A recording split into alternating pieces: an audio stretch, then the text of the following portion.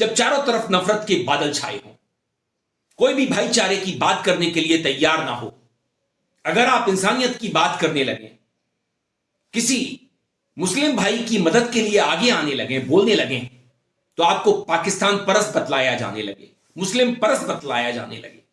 पहलगाम की घटना आपको याद होगी, इसी वर्ष की है। किस तरह से हिंदू मुस्लिम किया गया था कि जाति नहीं पूछी, धर्म पूछा। मगर हमें कहीं ना कहीं जिस तरह से रेगिस्तान में पानी की एक बूंद जिंदगी की उम्मीद जगा देती है, इसी तरह से कई घटनाएं हमारे सामने आती हैं जो हमारे अंदर उम्मीद पैदा करती हैं कि भारत अभी जिंदा है, भारत में भाईचारा भी जिंदा है, इंसानियत जिंदा है। दो घटनाएं, एक जम्मू से, दूसरी उत्तर प्रदेश के पीलीभीत से। जम्मू में जब अरफाज डैंग का घर स्थानीय प्रशासन बेरहमी से बुलडोज कर देता है। मेरा मकान तोड़ने के लिए यहाँ पे कितनी भारी मात्रा में है।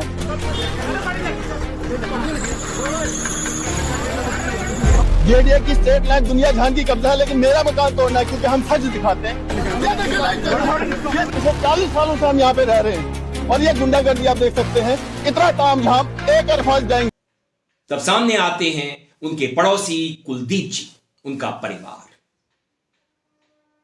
एक प्लॉट अरफाज डैंग को सौंपता है। कुलदीप जी अपनी बेटी के हाथों अरफाज भाई को एक प्लॉट सौंपते हैं। मैं अपने भाई को ना इनकी पीठ नहीं लगने दूंगा। मैंने आपसे बार बार बोला, मैं भीख मांग के भी इनका घर बनवाऊंगा, चाहे कुछ भी हो जाए। ये 5 मरले का प्लॉट मैंने सोचा था, चलो बहुत कुछ सोचता आदमी।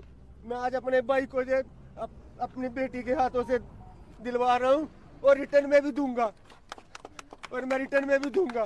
ये 3 मरले का प्लाट तोड़े ना, मैं 5 दूंगा। सालों 5 तोड़ो, मैं 10 दूंगा। लेकिन ऐसा मत करो, जुल्म मत करो। छोटे से बच्चे को देख लो, बेचारा बैठा है, और लानत है तुम्हारे ऊपर। ऐसी सरकार हो, लानत है। हम इस देश में रह के भी बेघर हो गए। मैं बोलता हूँ कि बीजेपी वालों, तुम सालों मर जाओ, तुम्हें कीड़े पड़े कुत्तों, मर जाओ तुम। और उमर अब्दुल्ला सरकार से मेरी यही है कि तू तो भैया रिजाइन ही दे दे, तेरे से अच्छा काम तो ये साला जानवर कर ले। आज इस देश में हिंदू मुस्लिम जो किया जा रहा है ना, ये तरीका ठीक नहीं है। ये भाईचारा कभी खत्म नहीं होगा, कभी खत्म नहीं होगा। मेरा भी गिरा दो सालो, मेरा भी गिरा दो, मर जाओ, मर जाओ, तुम मर जाओ सालो, मर जाओ। कहते हैं कि घर भी बनेगा, चिंता मत करो, मुझे भीख क्यों ना मांगनी पड़े, तुम्हारा घर बनेगा। अरफाज के पूरे परिवार की आंखें छलक उठती हैं। पूरे दृश्य को देख करके मेरी आंखों से आंसू झरझर बहने लगते हैं। अरफाज डैंग का कसूर क्या था? उन्हें निशाना क्यों बनाया गया? क्योंकि अरफाज सच्ची पत्रकारिता करते थे, सच्ची रिपोर्टिंग करते थे। उन्होंने एक डीएसपी से पंगा ले लिया, क्योंकि डीएसपी नशे के कारोबार से जुड़े लोगों से मिला था। उससे पहले भी अरफाज सच्ची रिपोर्टिंग करते रहे, जो पुलिस प्रशासन की आंखों में चुभती रही।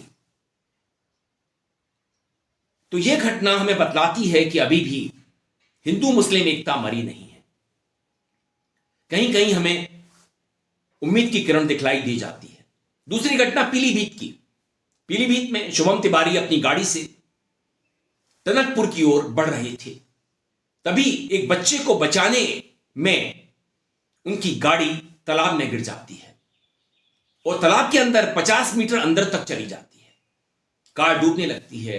शुभम तिवारी उम्मीद छोड़ने लगते हैं जिंदगी की। तभी एक युवा, फैसल नाम का युवा, अपनी नाव में आता है। शुभम तिवारी को गाड़ी की विंडो में से खींचने की कोशिश करने लगता है। दरवाजा नहीं खोलता क्योंकि पानी अंदर चला जाएगा, गाड़ी डूब रही थी। गेट खोलेगा तो गाड़ी डूब जाएगी। गेट खुलेगा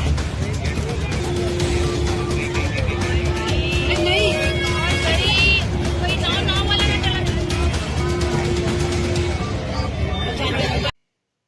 सामने से दिनेश कुशवाहा जो गुजर रहे थे वो देखते हैं इस नजारे को, इस दृश्य को, वो भी उतर जाते हैं तालाब में, फैसल की मदद करते हैं, शुभम तिवारी की जिंदगी बच जाती है। 30 साल के शुभम तिवारी हैं, क्या उम्र थी उनकी। तो दोनों घटनाएं बतलाती हैं कि कहीं कुलदीप जी, कहीं फैसल, दिनेश कुशवाहा इंसानियत की मदद के लिए, इंसान को बचाने के लिए आगे आते हैं। एक का घर बनेगा, दूसरे की जिंदगी बच गई। सत्ता में बैठे लोग कितने भी नफरत के बीज बोते रहें, मगर इंसानियत की उम्मीद कहीं ना कहीं से जगती ही है और हमें उम्मीद जगाती है हमारे अंदर। चट्टान कितनी भी सख्त क्यों ना हो, मगर जब उसमें से एक कोपल फूटती है चट्टान को फाड़ करके, तो उससे हमारे अंदर उम्मीद जगती है कि एक छोटी सी कोपल उम्मीद दिखला रही है जिंदगी की उम्मीद। दोस्तों, मैं भी भुक्तभोगी रहा हूं अपनी जिंदगी में, अपने ही भाई का, लेकिन मैंने शहर छोड़ा और लंबा संघर्ष कर रहा हूं, 5 साल से ऊपर हो गए। मेरा भाई तो हिंदू था, एक ही खून था, तो हमें यह नहीं समझना चाहिए कि हम हिंदू हैं, हिंदू हमारी मदद करेगा, हम मुस्लिम हैं, मुस्लिम हमारी मदद करेगा, या हम किसी भी जाति के हैं, किसी भी धर्म के हैं, हमारा सहधर्मी, हमारा सहजाति ही मदद करेगा। कोई भी मदद के लिए आगे आ जाता है जिसके अंदर इंसानियत जिंदा होती है। मेरी भी मदद की मेरे मित्र ने की, जिन्हें मैं पहले से जानता नहीं था। तो उम्मीद बनाए रखिए और यह मत सोचिए कि यह हिंदू है या मुसलमान है, सिख है या ईसाई है, बौद्ध है, दलित है, कमजोर है, मजलूम है, क्योंकि जो शख्स आपको अपनी रोटी में से आधी रोटी दे देता है उससे ज्यादा अमीर कोई होता नहीं। अब मैं बोल नहीं सकता। नमस्कार।